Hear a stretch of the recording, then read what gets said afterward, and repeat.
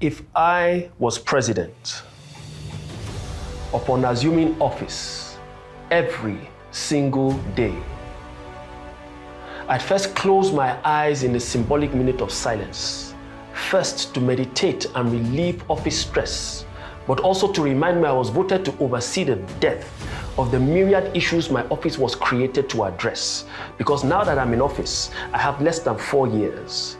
And I'm sure some of you must be asking, just 4 years? Wouldn't I want more than 1 term in office in this chair? Well, of course I would, but from what I can see, I'm going to have to act with every sense of urgency. So right now, I'm going to place all my cards on the table, so you won't say I got in and thereafter I betrayed you. As the head of state, I love you all too much to ever abdicate, so one unknown to us can decide our collective fate. One that bestows upon themselves dual capacity, a national honor conferred without confirming the veracity, claiming to be divine yet just full of humanity.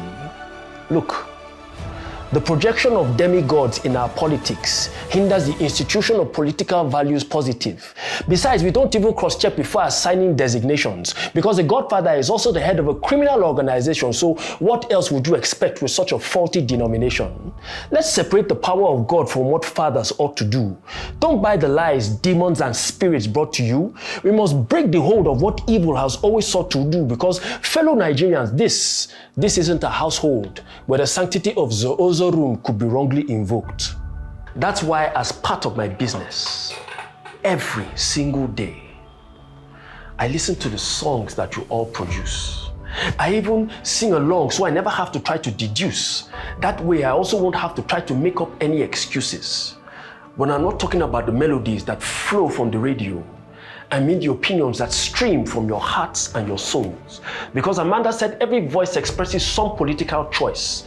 Some are harmonious and they sound sweet to the ears.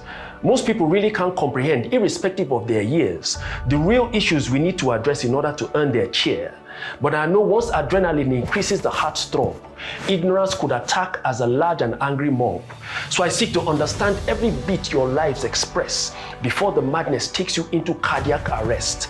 I shall do everything within my power to reduce it. The pain of your truth will never make me want to refuse it. So I pledge to never stop loving the sound of your music.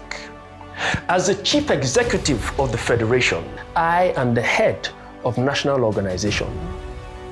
We've come to understand with what our systems have been wrought.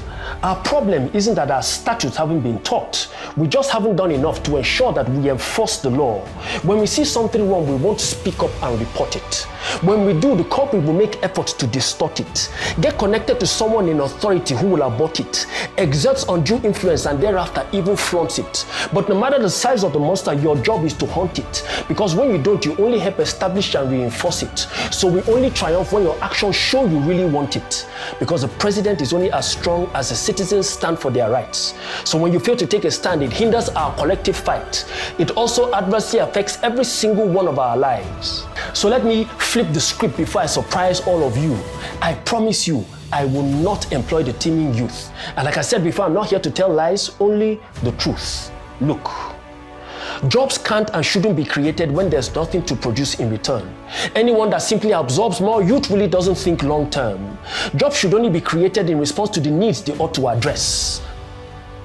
So the question we ought to ask is, what do we really need to redress? Do the youth really hope to wrest a cycle where they are forever oppressed? Can their minds inspire them to a life their hearts profess? Can they come up with creative ways to effect change for progress? Because look, if your only hope is to secure a government appointment, then maybe it's true that you're actually lazy and you deserve your disappointments. But when value creation becomes uppermost in your mind, you will have the power not just to enforce but to also define a future that ensures everybody's life becomes more refined. No responsible national government simply absorbs more labor. When you do that, it just highlights the depth of government failure. A privileged man makes himself out to be the people's chief savior. Share pieces of the cake, keep the people quiet for a crumb's sake. So should he finally fail, the people will have nothing left to say. But what a responsible national government, in summary, ought to do is to simply create an enabling environment so that me and you lawfully express our desires so all our dreams can come true. That's why we don't discredit global reports and methodologies. We rather work harder to make things better for our people as our apology, because the economy only thrives following a positive forecast, not when you always have negative predictors on the news broadcast. And while judicial panels of inquiry may just have their place, to prevent them, our policies would always be evidence-based. And finally, Commander-in-Chief of the Armed Forces of the Federation, with chief security officers of the component parts of a nation, where acts of criminal trespass are reduced to a mere clash. Commander-in-Chief of the Armed Forces, indeed, yet constrained to practice and remain your consoler-in-chief, always having to commiserate following some mischief. Mere comic relief whilst your lives remain in jeopardy, as if elected to hold your hands through discomfort and therapy. And you all seem happy as long as I simply appear on your screens, entertaining your souls while we all stay glued to the same scenes. But I refuse to remain your commentator-in-chief, sounding the alarm on security threats and calamities, misrepresenting the facts to cover another's absurdity, filling your ears with fear, propaganda, and uncertainty, merely giving running commentary on the horrors we daily see, issuing statements when the next attack may likely be, rather than preferring solutions so you, my people, don't have to flee. But now I invite you, open your eyes with me. The future of our destiny beckons beyond the trees. Gird your hearts, nothing good comes easy or free. The sun shines on everything our lives could possibly be. Because as president, the journey that I have set out is yet far to go.